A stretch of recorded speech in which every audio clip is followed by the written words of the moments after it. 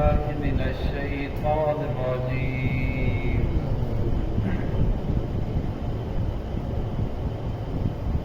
بسم الله الرحمن الرحيم. يا أيها الناس اتقوا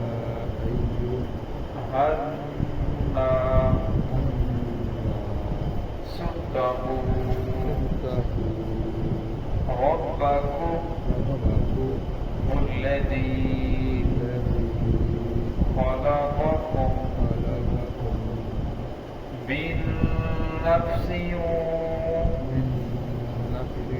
الذي خلقكم من نفس واحدة وخلق منها زوجها وبث منهما رجالا كثيرا ونساء واتقوا الله الذي تساءلون به والأرحام إن الله كان عليكم رقيبا. بسم الله الرحمن الرحيم. يا أيها الناس اتقوا ربكم الذي خلقكم من نفس واحدة وخلق منها زوجها وبث منهما رجالا كثيرا ونساء واتقوا الله الذي تساءلون به والأرحام إن الله كان عليكم رقيبا. یا ایھا الناس اتقوا، اے لوگو ڈرو ربکم اپنے رب سے، الذی خلقکم وہ جس نے تمہیں پیدا کیا، من نفس واحدہ ایک ہی نفس سے ایک ہی جان سے، وخلق منہا تو پیدا کیا اسی سے، زوجہا اس کا جوڑا، وبث منہما رجالا کثیرا ونساء پھر ان دونوں سے پھیلائے بہت سے مرد اور بہت ساری عورتیں، واتقوا اللہ ڈرو اللہ رب العزت سے، الذی تساءلون بہ والارحام جس کا نام لے کر ایک دوسرے سے سوال کرتے ہو، والارحام رشتہ داریوں کا خیال رکھو، ان اللہ کان علیکم رقیبا بے شک اللہ رب العزت تمہارے اوپر نگران ہے، دیکھنے والے ہیں۔ اس سے پہلے دو صورتیں ہم پڑھ چکے ہیں۔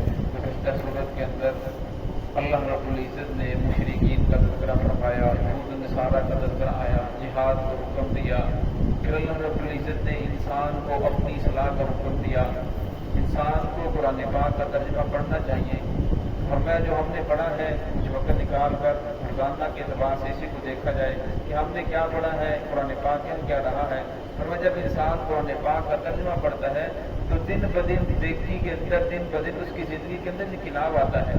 اور میں قرآن پاک کا ترجمہ پڑھنا یہ مردوں کے لیے بھی ضروری ہے، عورتوں کے لیے بھی ضروری ہے۔ اور جب قرآن پاک ان دو صورتیں جو ہم نے پڑھ لی ہیں، اگر انسان ان دونوں صورتوں کو صحیح طرح سمجھ لے، روزانہ کے اعتبار سے کچھ نہ کچھ دیکھے، اور وہ اس کی زندگی کا رخ سیدھا ہوتا چلا جاتا ہے، پھر انسان کو پتہ چلتا ہے کہ میں کہاں کھڑا ہوں، مجھے کہاں کھڑا ہونا چاہیے، میرا دنیا کے اندر آنے کا مقصد کیا ہے۔ اور میں قرآن پاک اللہ رب العزت کا ایسا کلام ہے جو اللہ رب العزت نے انسانوں کو زندگی بسر کرنے کے لیے ایک نسخہ بھیجا ہے کہ اس کے پڑھو اور اس کے مطابق اپنی زندگیوں کو بسر کرو۔ الحمدللہ ہمارے گھر کے اندر دو بڑی عورتیں ہیں جن کا قرآن پاک مکمل ہوا، 4 بچیوں کا قرآن پاک مکمل ہوا، اب وہ ترجمے کے ساتھ پڑھ رہی ہیں۔ جب عورت वो तर्जमे के साथ पढ़ती है। फरमाया औरत जो होती है उसने एक खानदान को सुधारना होता है। तो उमर रज़ी अल्लाह का कौल है, फरमाया मर्द वक्त का वली भी बन जाए, फरमाया दीन आपकी दहलीज तक आया है, घर के अंदर दाखिल नहीं हुआ। फरमाया अगर औरत का रुख सीधा हो जाए, फरमाया उसका असर 8 नस्लों तक जाता है। इसलिए इंसान कोशिश करे, अब औरत को जो तालीम देनी है वो मर्द की जिम्मेदारी है, उसे दीन की बातें सिखाए, दीन की तरफ राग़िब करे। तो इस सूरत के अंदर अल्लाह रब्बुल इज़्ज़त, सूरत का नाम है निसा, निसा कहते हैं औरतों को। इस सूरत के अंदर ज्यादा अहकामात औरतों के बारे में बयान हुए हैं, तो औरतों को कैसे रखना चाहिए, औरतों के क्या क्या हकूक हैं, फिर ये दाम कुछ और भी हकूक जिक्र किए गए, लेकिन ज्यादा हकूक औरतों के हैं, इसलिए इस सूरत का नाम भी निसा रख दिया गया। ज़माना जहलियत के अंदर समझा ये जाता था कि औरत और बच्चे जो लड़ाई नहीं कर सकते, लिहाजा उनको हक नहीं दिया जाता था, उनके ऊपर जुल्म किया जाता था, और कहते थे कि औरत तो लड़ नहीं सकती, बच्चा भी लड़ नहीं सकता, लिहाजा इसको मिरास में हिस्सा नहीं दिया जाएगा। तो अल्लाह रब्बुल फरमाया ऐसी बात नहीं है, बल्कि बच्चों को भी हिस्सा मिलेगा। जो बच्चे वालिदैन ये दुनिया से चले जाते हैं, बच्चे यतीम हो जाते हैं, उन्हें भी हिस्सा मिलेगा।